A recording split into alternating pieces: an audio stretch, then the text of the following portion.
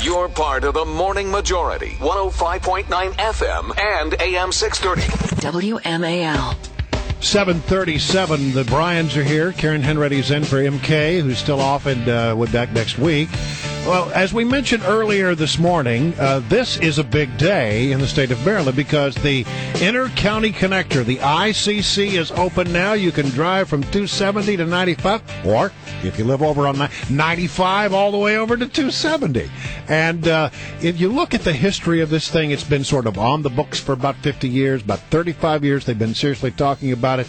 But the man who sort of pushed this thing to fruition is on the phone with us now, former Maryland Governor Bob Erlich. Governor, good to have you with us. Morning, guys.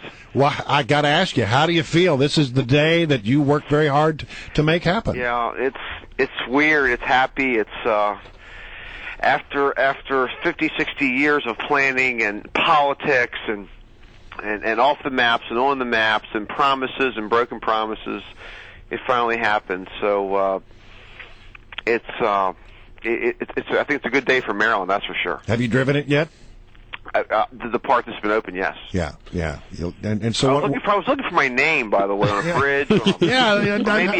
Maybe a cone, maybe something along those lines. The Memorial Bob Erlich traffic cone. Don't you have to die? I don't think we want to have your name on there quite yet in order for that to happen. Yeah, that's true. Well, not in, I guess as a Republican you have to die. In Democrat you get to. Yeah, that's true. If you're a tax man, you get a statue made before you. But I mean, this was hard. It was really hard. It was really hard. I have to tell you, it was hard. Well, Governor Glendenning, as you remember, tried to sell off the right of way.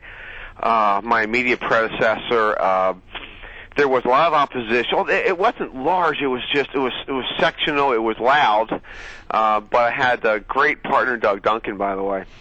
I had a great partner, President Bush, and it was interesting because I spent a couple of days at Camp David with him. And when you're at Camp David, you tend to have a very short list of asks for the president, and I had a list of one. It was the ICC, and Secretary Mineta, by the way, really was helpful in that regard and helped me every step of the way. All right, it cost $2.57 billion.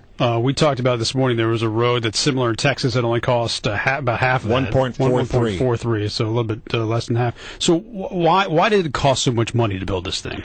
Part of it was environmental remediation. We had to undo a lot of the damage that was done over many decades. In fact, poor development in Montgomery County, lack of environmental remediation along the way. And part of it was simply negotiation with a lot of the groups just to get it done. And obviously Maryland's a pretty expensive state as well. But the fact of it is, this road should have been built many, many decades ago. I'm very happy, I'm very pleased, and very proud. It's a good day for Maryland. But it's more expensive because it should have been built decades ago. Some people, of all the complaints we've heard this morning, most people are giddy about this thing opening. Some people say, why do we have to have tolls? Now, you made it clear when this thing was started that it was going to be tolls in order for it to be built. Is that the financing package just necessitated? Absolutely. Is this the future of roads in America, that all new roads being built, especially large highways or interstates, are going to have to be through tolls? The user fee approach is increasingly popular given scarce resources, and given the recession, people are driving less revenue produced through gas taxes, traditional means. So clearly this is one more popular route that the many states are taking just to make the finances work on roads that have to be built. Speaking of the gas tax. Oh, I'm glad you're going to go there.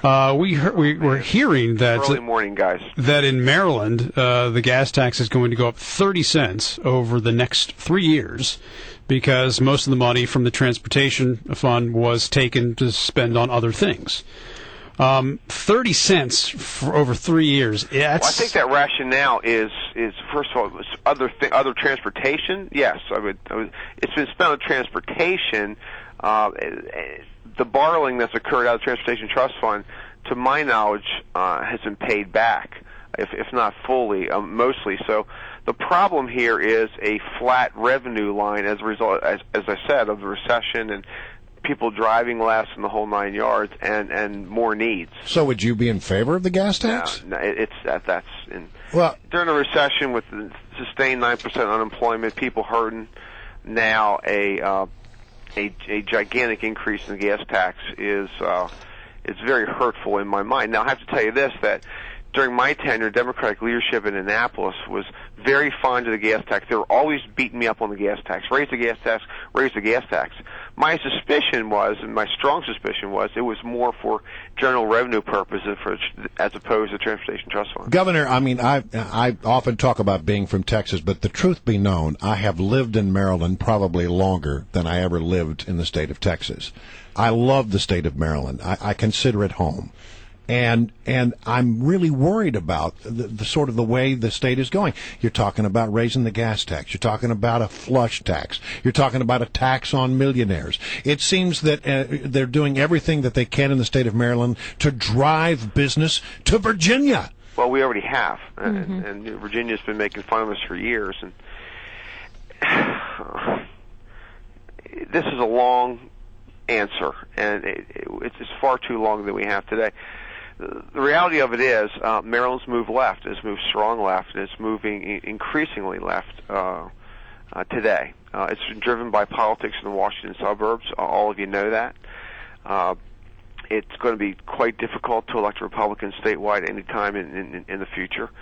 And it's what the people want. I don't know what else to tell you all. It's what the people want. Repeatedly, cycle after cycle, year after year, election after election, this is the direction that they've chosen. And all you have to do is look at the philosophical orientation of statewide candidates over the past 100 years to prove my point. So I do believe the country wants to go in a different direction, but Maryland wants this direction, and they've proven it repeatedly. All right, Governor, good to have you on. I know you have a new book out. It's going to be out in a couple of weeks. We'd love to have you back on to talk about that. Happy to do it, you guys. All right. Hey, congratulations. Good morning, Brian.